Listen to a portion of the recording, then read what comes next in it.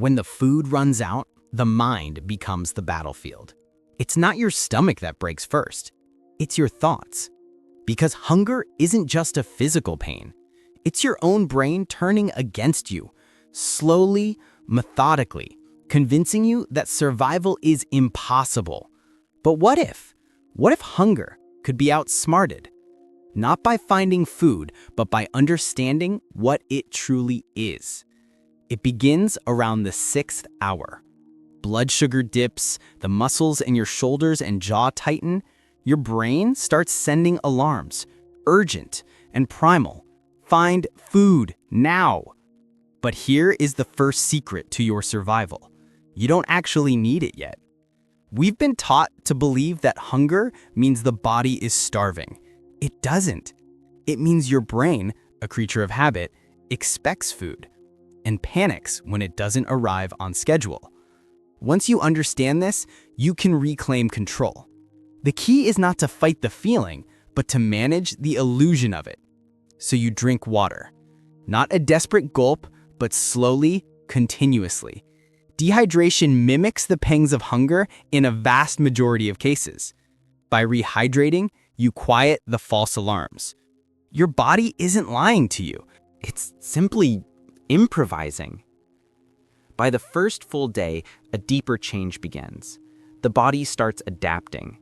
Your metabolism slows, a quiet, internal conservation of energy.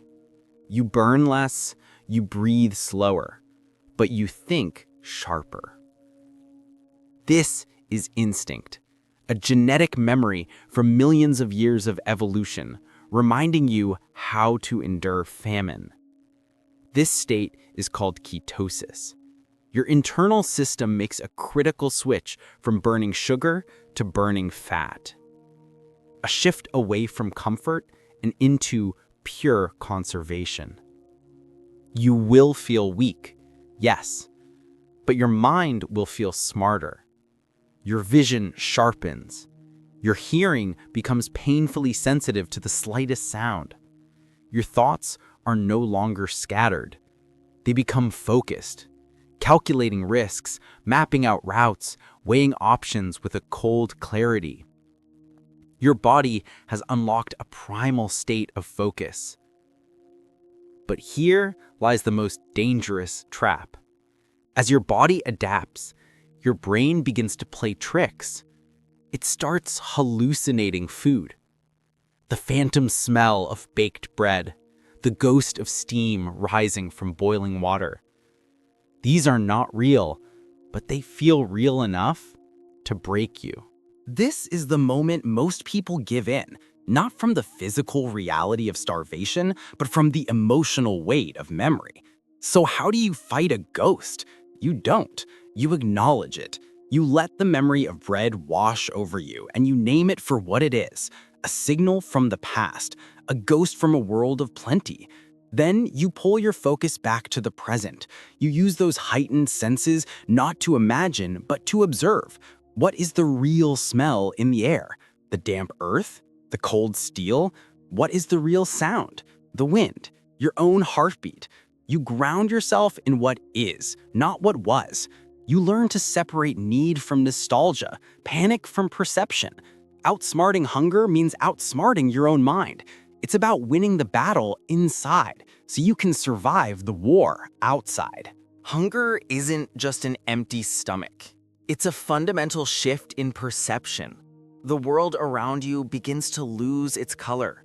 Time itself seems to stretch and slow down until you find yourself measuring your life in single bites, in every morsel you can imagine.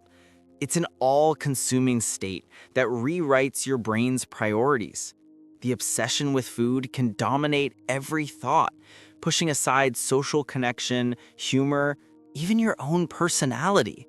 But this is where understanding the process becomes a tool for survival. Your body doesn't just surrender, it has a strategy.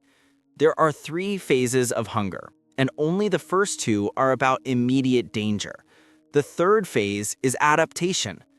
If you can remain calm, Stay hydrated and conserve energy by moving as little as possible. An incredible biological process begins. Your body goes into a state of triage. It starts protecting its most vital asset, your brain. To do this, it begins converting stored body fat into energy molecules called ketone bodies, which can cross the blood-brain barrier and feed your mind directly. Then it goes a step further. It begins a process of cellular recycling, breaking down damaged or non-essential cells first to harvest their components for fuel. It's a brutal, brilliant system. You are literally disassembling parts of yourself to keep the core of you alive. Your stomach might be screaming for food, but with this knowledge, your mind can find the strength to whisper back a single powerful word: not yet. To survive, you have to outsmart more than hunger. You have to outsmart panic. Panic wastes energy. It makes you reckless. The real work is in quiet, deliberate action. Staying warm is critical. Eating snow or drinking contaminated water seems like a solution, but it's a trap. It lowers your core body temperature, burning precious calories and accelerating your body's collapse. You have to play tricks on your own mind. Chewing on a piece of wood bark or even a strip of fabric can fool your brain into believing it's eating. It provides no nutrition, but it silences the primal screams for a while. It buys you time. We've all heard the rule of threes.